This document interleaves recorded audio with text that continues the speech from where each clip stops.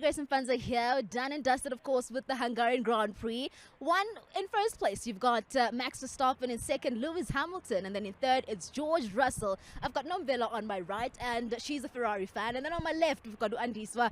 And well, she says that she's a Mercedes fan. So who do we start with? I think the double podium finisher is deserving of this one. Your thoughts on Mercedes?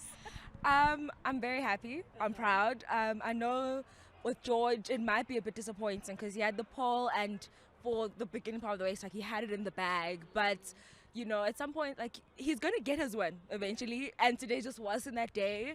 And I'm actually very proud of like how Mercedes dealt with the situation of Lewis overtaking George. Like, we didn't hear anything about team orders and nothing. It was clear cut, like, just respect. Yeah. That's it. How about George Russell's defending? Sheesh. He was good. He was good. I mean, like, he gave Charles hell. Yeah. He gave Charles hell, and I live for that because it's like, I think especially with George, like, he has a lot to prove because there's been so many people saying, oh no, he's just like a PR machine. Like, he's actually proving it more and more in each like race that I have the talent, I can do what I've been brought here to do, and I'm going to get on that podium each and every single race. He doesn't care what he has to do it. I definitely agree with you. You giggled a bit when we were talking about Mercedes. I'm not too sure why. She's not even on the podium. I'm not too sure about this one. But if things had turned out differently, we would have been on the podium there. I just think the problem is there's never synergy within Ferrari. If it's the strategy that's lacking, the car's fine, but then if the car's not fine, then, you know, everything else falls apart, and it's like they haven't found that synergy that works for them. And I'm really, really crossing fingers and hoping and praying and manifesting that the next race we can get it, you know, after the summer break. You're shade, Andy. What are you saying? No, we did a manifestation. So at some point we were like, Lewis needs to pit, but like if he pits, he's going to lose position. So we started manifesting a safety car. Like, we pulled up a picture of Jesus, and we were sitting there, and it happened. So now we're like, can we manifest more? Maybe for Ferrari, because you guys need it. You guys all need the help possible. Like, you need it. According to your friend. No, listen, I think we're on the right track. It's just a few nooks and crannies that need to go in. I think they shouldn't really root too much on Leclerc. I mean, Sainz has got a good drive coming through, and he's pushing through, and I really think they need to put more focus on his efforts as well as bringing that up with the team.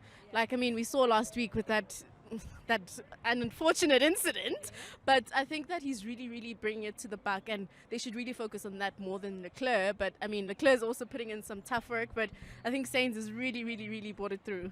All right, before I let you guys go, right? But the Sainz Leclerc thing, I think the reason why maybe Leclerc isn't so willing to let Sainz have his moment is because for last year he carried the team. Like, we have to be honest, Leclerc carried that team. And every single time, I think beginning of the season, like, whenever Sainz was given the chance to lead, he fumbled.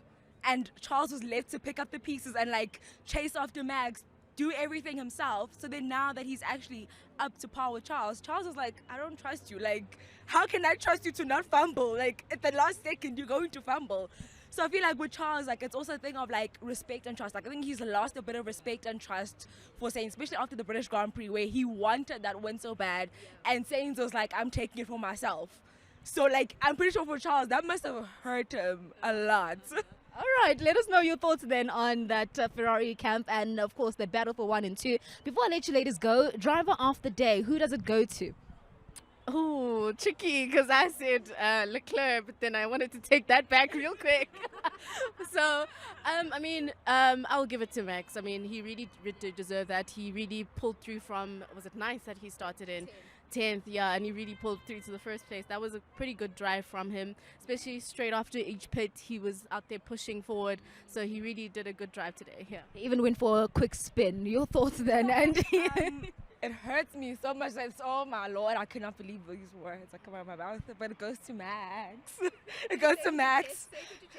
It goes to Max Verstappen. Oh Lord. It hurts to say this, but like Nasha was saying, like, I mean, when Lewis took the whole 10th to first place last year in Brazil, we were proud. So it's only fair to be as proud of Max when he did the same thing.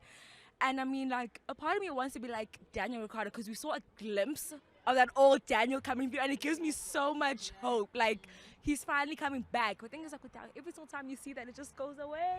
So I'm like, Max can take it. It's fine. He can take driver of the day. All right, Max Verstappen, driver of the day, and we all have our fingers crossed for Daniel Ricciardo. I guess we'll be lighting candles and keeping him in our prayers during the summer break to ensure that it continues. It doesn't just end here, of course, in Hungary. So we'll definitely see you then in Spa. From us, it's cheerio.